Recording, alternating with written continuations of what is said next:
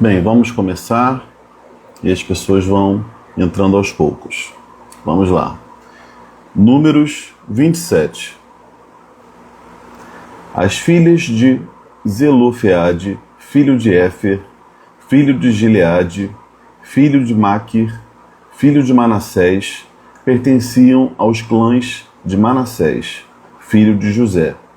Os nomes delas eram Maala, Noa, Ogla, Milca e Tirza.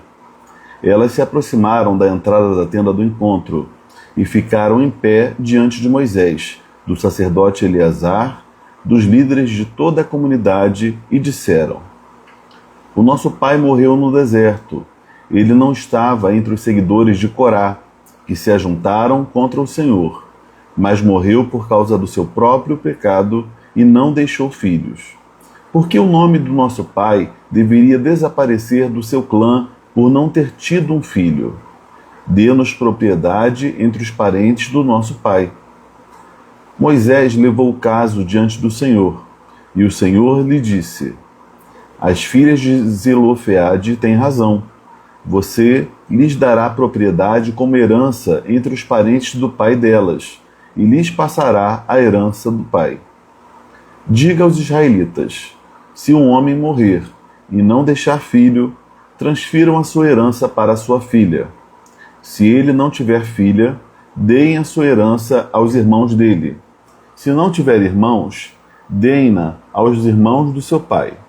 Se ainda o seu pai não tiver irmãos, deem a herança ao parente mais próximo do seu clã. Este será um estatuto legal para os israelitas, como o Senhor ordenou a Moisés. Então o Senhor disse a Moisés: Suba a este monte da serra de Abarim e veja a terra que dei aos israelitas. Depois de vê-la, você também será reunido ao seu povo, como Arão, o seu irmão. Pois quando a comunidade contendeu comigo junto às águas do deserto de Zim, vocês dois desobedeceram a minha ordem de me santificar diante deles. Isso aconteceu junto às águas de Meribá, em Cádiz, no deserto de Zim. Moisés disse ao Senhor: Que o Senhor, o Deus que a todos dá vida, designe um homem como líder desta comunidade, que vá adiante deles e os lidere quando saírem e quando retornarem, para que a comunidade do Senhor não seja como ovelhas sem pastor.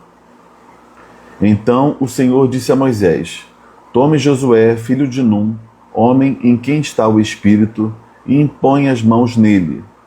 Coloque-o diante do sacerdote Eleazar e de toda a comunidade e o comissione na presença deles. Delegue a ele parte da sua autoridade para que toda a comunidade de Israel lhe obedeça. Ficará diante do sacerdote Eleazar, que lhe transmitirá ordenanças ao consultar o Urim diante do Senhor. Ao seu comando, Josué e toda a comunidade dos israelitas sairão e retornarão. Moisés fez como o Senhor lhe ordenou. Tomou Josué e o colocou diante do sacerdote Eleazar e de toda a comunidade. Impôs-lhe as mãos e o comissionou, tudo conforme o Senhor tinha dito por meio de Moisés. Só até aqui. Olá, Érica, tudo bem, querida? Que bom que você está aí. É legal quando a gente tem essa troca e pode conversar. Minha voz está robotizada novamente aí? Me conta aí. Como é que está a situação?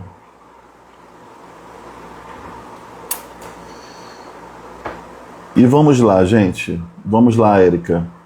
E quem mais for assistir ao vivo ou online depois. Que bom que está normal. Fico feliz por isso. Vamos lá. Aqui em Números 27, nós temos duas histórias. A primeira história é o caso jurídico das filhas de Zelofeade, e a segunda história é acerca das instruções acerca da sucessão de Moisés. Então vamos falar da primeira, que é o caso jurídico das filhas de Zelofeade. Nós vimos no capítulo anterior que as terras haviam sido divididas entre as famílias. Houve um censo para ver a quantidade das famílias, a quantidade de membros em cada clã, para que a terra viesse a ser dividida. E de forma justa e proporcional a cada família, né? E as filhas desse homem chamado Zelofeade vêm ao encontro de Moisés pedir um direito, né? Recorrer, né? Para que o nome da família delas fosse mantido, apesar da morte do seu pai Zelofeade. O que acontece? Naquela época, quando um homem morria, todos os seus direitos, todos os seus bens passavam para os seus filhos homens. A cultura extremamente patriarcal, extremamente focada nos homens, no direito dos homens, fazia assim, que um homem dava seguimento à família. Então, um homem morrendo, ele deixava os seus bens para os seus filhos homens. As filhas apenas recebiam um dote, que seria como se fosse um presente de casamento. Mas a repartição mesmo dos direitos, dos bens, da herança, eram feitas para os filhos homens. Só que Zelofeade faleceu e não deixou filhos homens. E por isso as suas filhas vão até Moisés pedindo para que quando fossem repartidas as terras, a família, o núcleo familiar delas não ficasse sem parte dentre aquilo que fosse dividido para o seu clã maior. Isso porque haveria uma divisão de acordo com clãs, de acordo com grupos familiares bem maiores, e esses grupos então repartiriam entre as famílias, os núcleos familiares menores. Só que como o pai delas faleceu e elas eram mulheres, a princípio elas não teriam direito, né, a uma parte dessa divisão aí entre as famílias das terras. E elas falam o seguinte: será que é justo que o nosso pai, por não ter deixado filhos homens, a gente não venha receber também parte dessa divisão, porque nós somos filhas dele, e ele não pecou como os filhos de Corá. Isso porque os filhos de Corá, diante da gravidade do pecado deles, a família toda foi consumida e eles realmente foram riscados dessa listagem. Mas aqui o pai delas parece que também tinha pecado, tinha se inserido em alguma falha, e por isso Deus tinha até permitido que ele fosse recolhido, né, morresse, falecesse.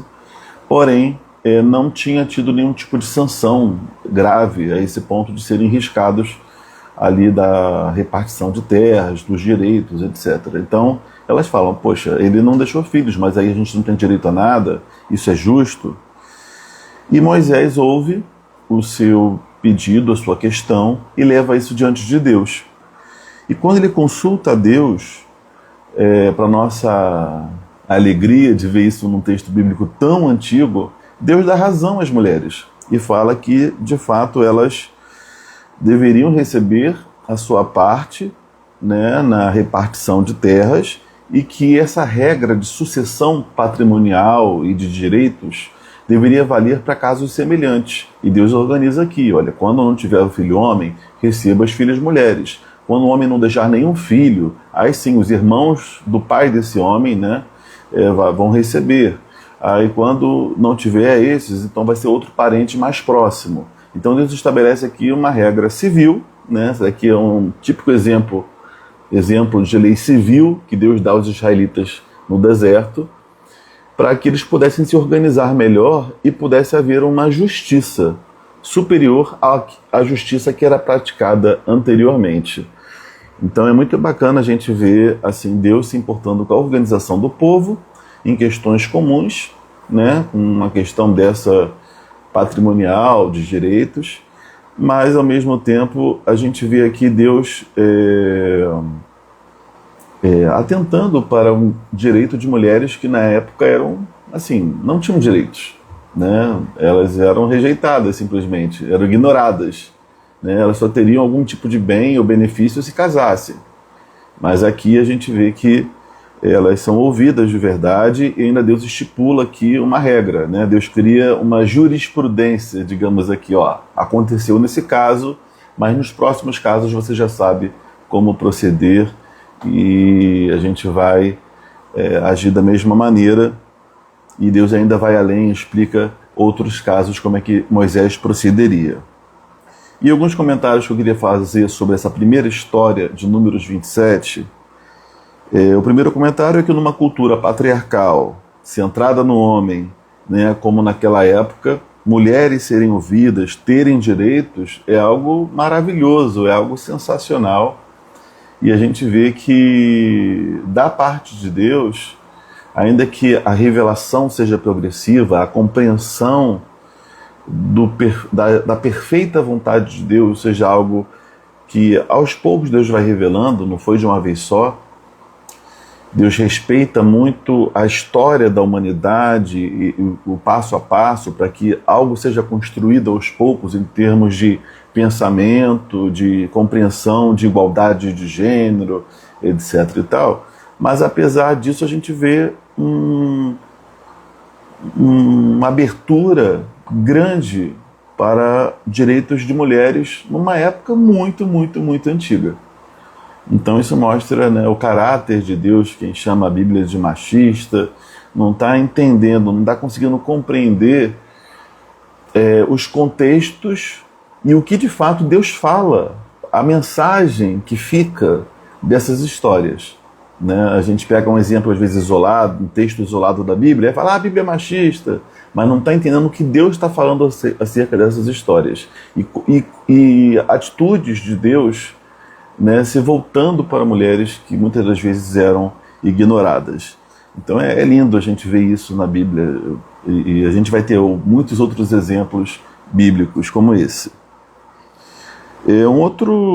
Uma outra coisa, mas que tem a ver com isso, é que questões comuns, né, apesar do senso comum em vigor na época, a gente deve, como cristão, ouvir o Senhor acerca dessas questões comuns. Não é porque são questões do dia a dia, não é porque são questões de direito, não é porque são questões de administração, que a gente não deva consultar ao Senhor em oração e também fazer valer princípios bíblicos nessas questões do dia a dia. Né? Até um juiz, um promotor, um médico, um engenheiro, em questões e problemas, dilemas da sua área profissional, devem consultar ao Senhor e colocar, Senhor, o que é certo? Eu estou diante de um dilema, de uma situação, de um problema que me foi trazido, de um direito que estão reclamando, ou de um desafio aqui. Qual é a sua vontade? E também pensar, deixa eu pensar biblicamente, o que é o certo nessa situação? Como posso fazer valer os princípios bíblicos que são a vontade de Deus revelada nesse caso em questão? Então devemos ter esse ânimo, esse espírito, do que simplesmente reproduzir no automático o que todo mundo fala, o que todo mundo pensa, né, e agir de forma, muitas vezes, implacável e insensível. Mesmo que todo mundo esteja fazendo, mesmo que todo mundo fale de um jeito, haja de um jeito, nessa situação específica, Senhor, o que a Tua palavra me ensina? Como é que eu devo agir? Como é que eu devo tratar? Como é que eu devo fazer valer esse direito aqui? É o que nós devemos fazer. Devemos desconfiar dos nossos machismos e dos nossos preconceitos, mas buscar a vontade revelada de Deus. Porque muitas das vezes esses preconceitos, esses machismos, essas ideias preconcebidas, elas nos distanciam da vontade de Deus, de fazermos justiça, de agirmos conforme o Senhor gostaria que nós agíssemos.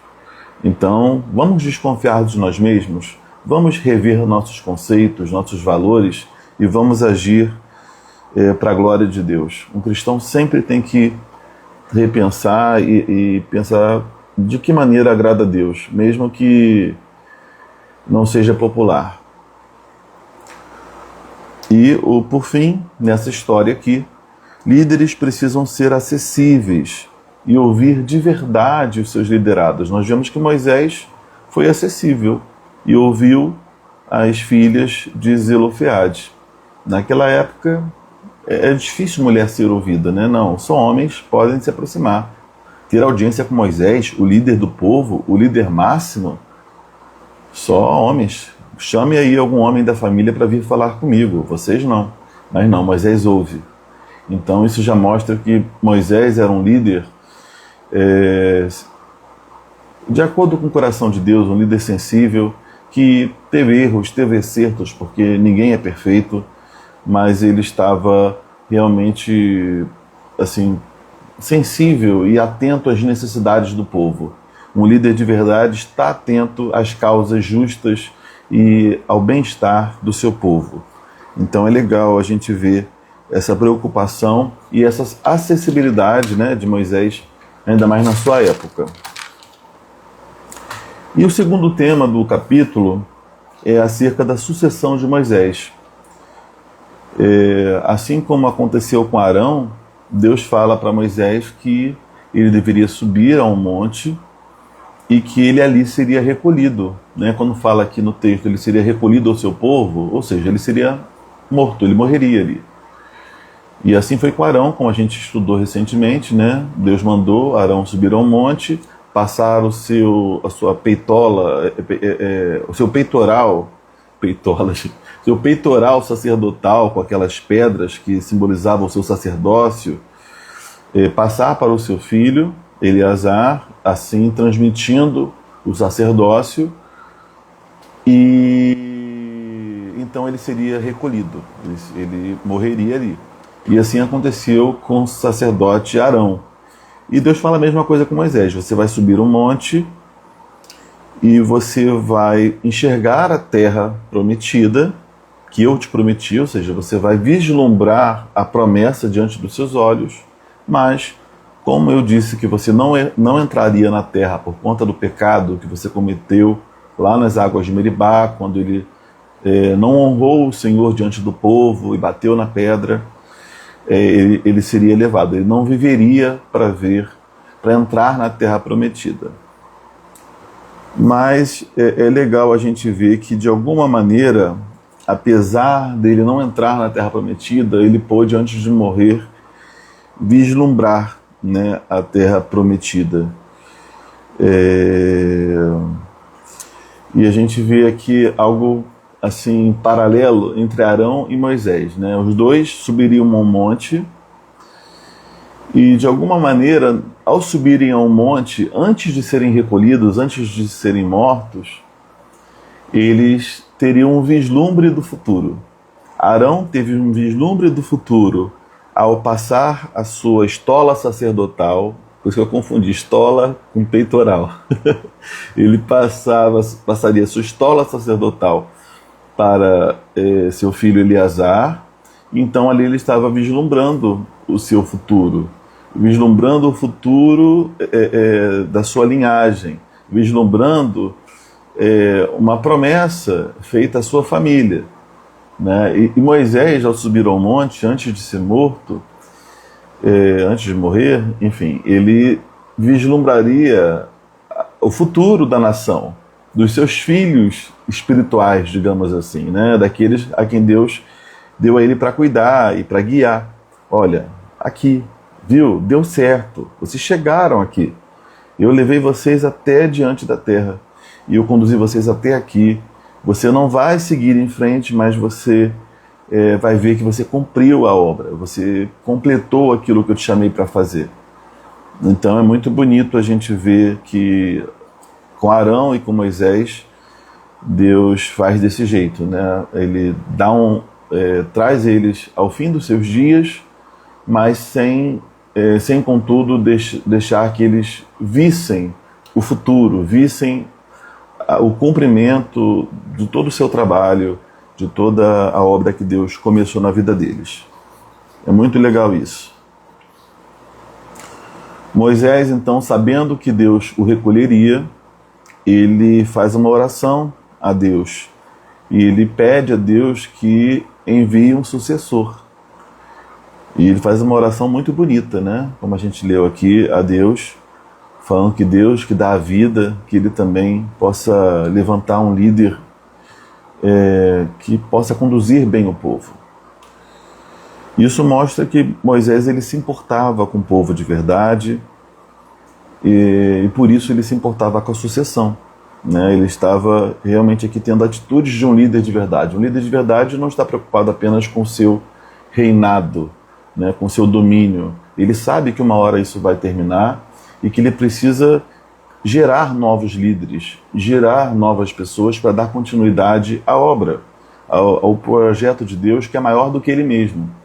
Então, Moisés, entendendo isso, ele pede a Deus: Senhor, manda um sucessor, me mostre um sucessor. E Deus faz isso, né? E assim, eu vou falar para vocês que eu, em contexto de igreja, eu tenho muitos anos de igreja, eu já vi, infelizmente, eu já vi pastores abandonando igrejas sem deixar nenhum substituto, por questões pessoais diversas, saíram de suas igrejas e deixaram a igreja sem pastor. E Deus, posteriormente, designa um pastor, estabelece ali uma liderança por misericórdia, por amor às pessoas. Mas o pastor não teve o cuidado de, ainda que por questões diversas precisando se ausentar, mas que não, a urgência disso é questionável, ele simplesmente deixa as ovelhas sem pastor. E Moisés fala: eu não quero que as ovelhas fiquem sem pastor. Olha esse cuidado de Moisés, né? Esse amor dele pelas pessoas. E Deus designa Josué.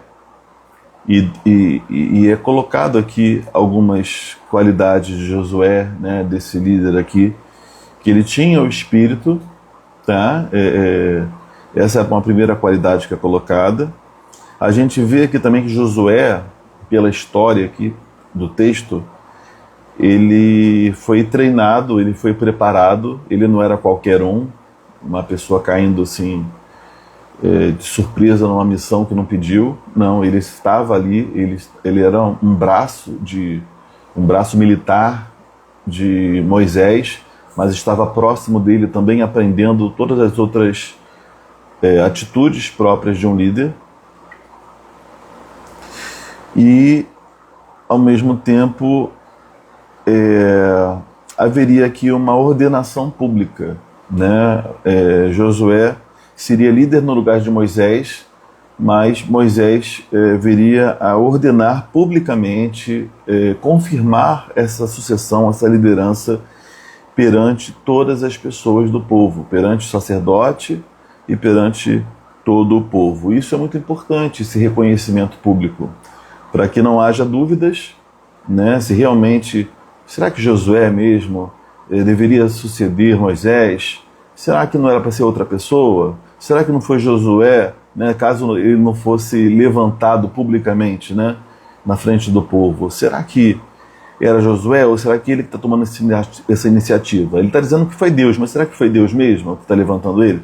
Mas não, mas Moisés, ainda em vida, na presença do sacerdote, o sacerdote representava Deus, então era como se fosse ele na presença de Deus e do povo. Ele designa Josué e diz que Josué teria toda a autoridade assim como ele tinha. Então isso é muito importante, né? E diz aqui também que nessa questão, no meio desse processo, o sacerdote ele consulta o Urim, né? E a gente vale a pena aqui explicar o que é o Urim, né? Naquela época tinha o chamado Urim e Tumim. Eram duas pedras que faziam parte da estola sacerdotal, né? Daquela manta que revestia o peitoral do sacerdote.